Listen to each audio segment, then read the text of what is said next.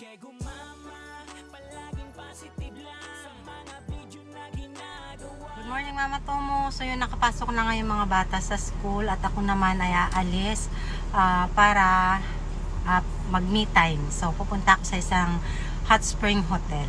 So tara, samahan niyo ako. Nagpaalam naman ako kay Papa. Sabi ko pwede ba ako magpunta mag-isa. Day trip plan sa isang hotel. Lapit lang naman sa bahay namin, mga 40 minutes drive yung hotel na pupuntahan ko. So, gusto ko kasi maiba naman yung ambience. Palagi na lang kasi ako dun sa public bath na malapit sa amin. So, para mas ma-relax ako. Gusto ko sa ibang lugar naman. And meron na rin palang kasamang lunch yung day trip plan na kinuha. Gusto ko rin talagang nagda-drive mag-isa kasi bukod sa tahimik, kaya ang ganda rin kasi ng view na i-enjoy ko talaga siya.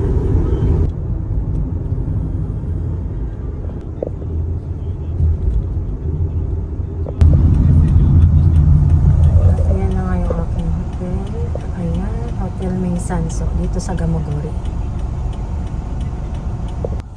Paborito ko nga tong lugar na to kasi napakadaming mga hot spring resorts dito, mga hotels, mga tourist spots at malapit lang kasi sa amin, katabing baryo lang. Ayan siya. Ayan, kitang-kita yung Mikawa Bay. Your destination is on the right.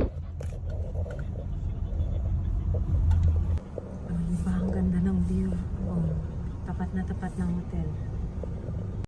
Dito na ako. Sobrang nakaka-relax.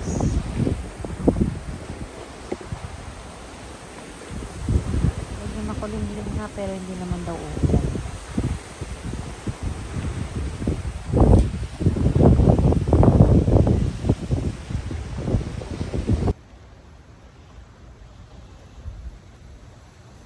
Second time ko naman pumunta dito pero first time ko mag-isa. Dati lahat kami nag-lunch din dito.2500円まで先の開始させていただきます。で、これ食事券になりますので、会場3階ですね。突き当たりエスカレーターで2階へ。で、2階上がりましたら左手奥にエレベーターございますので、こちらから3階で係にお越しください。で、お風呂もセットになってますので、お入りください。ありがとうございます。どうぞ。2,500 yen lang yung binayaran ko kasi weekday ngayon, Monday. Set na siya ng lunch at saka hot spring bath. Dati Sunday kami nagpunta, 3,500 yen yung bayad para sa adult. Saka ang maganda dito, hindi nyo na kailangan magpa-reserve. Pag Saturday lang wala kasi priority nila yung mga naka-check-in. Pasok na pasok talaga to sa budget kasi ang budget ko lang sa aking me time ay 10,000 yen para sa isang buwan.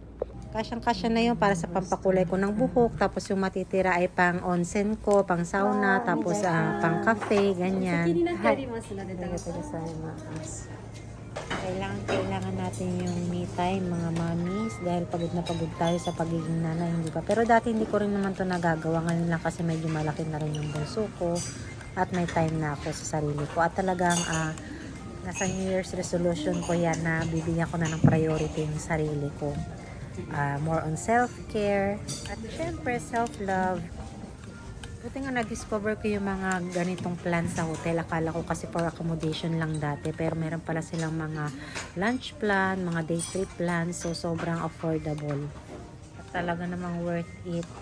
Lunch buffet nga pala yung food, so kaya super satisfying kasi meron silang 50 kinds of food na pwedeng yung pagpilian, mga seasonal food. Ayan, may mga fish at saka veggies. Meron din mga meat. Ito nga yung pinaka nagustuhan ko, itong beef stew nila kasi napakalambot ng beef. Ako lang ba yung hindi naiilang na kumain mag-isa, pumunta sa mga restaurants o mga lugar na ganito kahit mag-isa? Ito nga yung mga kinuha ko, hindi na ako nag-rice para matikman ko yung iba't ibang klase ng food pa konti-konti. Ayan yung view, buti na lang may nakuha pa akong pwesto dito. Napakaganda ng view, nakikita yung Mikawa Bay. Kain po tayo. Ngayon ko lang na-enjoy kumain talaga. Dati kasi nung maliliit pa yung mga anak ko, talagang mabilisan para tayong militar pag kumakain, di ba? Ewan ko baka iniisip nung iba kasi palagi ako mag-isa, baka iniisip nila na wala akong kaibigan. Meron din naman po akong kaibigan pero konti lang talaga kasi namimili talaga ako.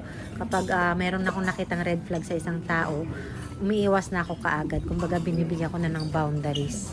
Pero yung mga natitira kong kaibigan, sila talaga yung mga tinuturing kong pamilya. So kahit hindi kami madalas magkita at mag-usap, ay alam namin nandyan kami para sa isa't isa. Meron din naman akong pwedeng mga yayain paglabas, pero mas na-enjoy ko talaga yung mag-isa. Ewan ko ba, mas nare-relax ako at mas nakakalma ako at saka mas na-enjoy ko talaga yung moment. Yung katahimikan, yung peace. Pag inom nga ng kape, lately ko lang din to na-enjoy. Dati kasi palaging lumalamig na yung kape, nakakalimutan ko na inumin. Kaya sabi ko talaga na mag-slow down muna ako sa pagtatrabaho, sa lahat ng bagay, at mas gusto kong i-enjoy talaga yung buhay at ma-appreciate yung mga maliliit na bagay.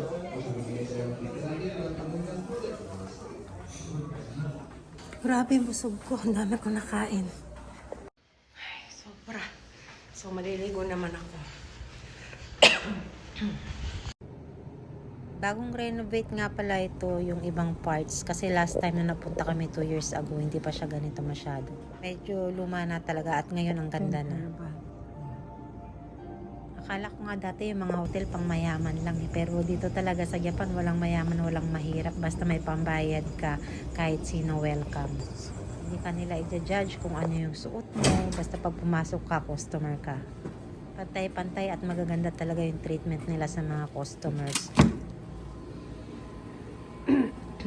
Ito nga yung resting area after mag hot spring bath. Ayan, ang ganda dito, sobrang nakaka-relax, ang bango ng amoy ng kahoy.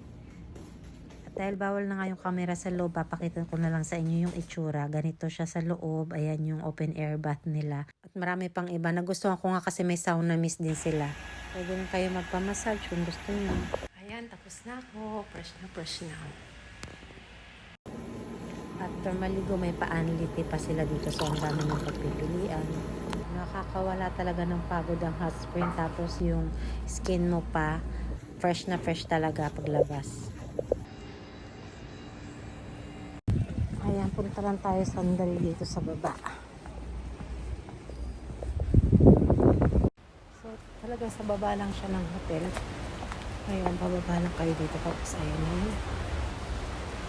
Ang Tara Bay.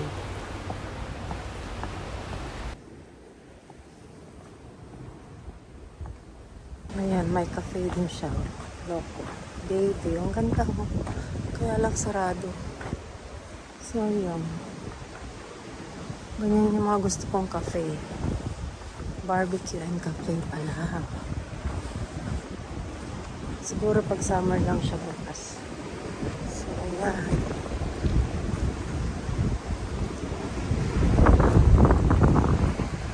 Ayun yung hotel. Kinainan ko. Ayun, sa taas.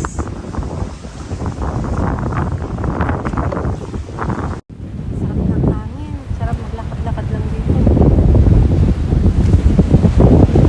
Tapos na alam.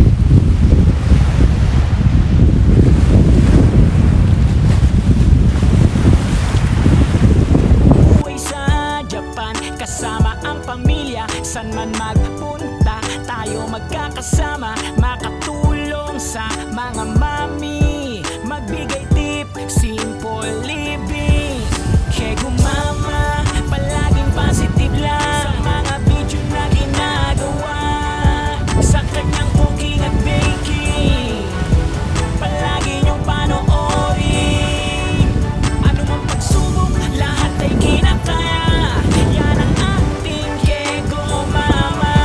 Palaging positive ang dala. Manood ka lang sa Kego Mama. Kailangan ko na magmadali dahil 2:30 na. At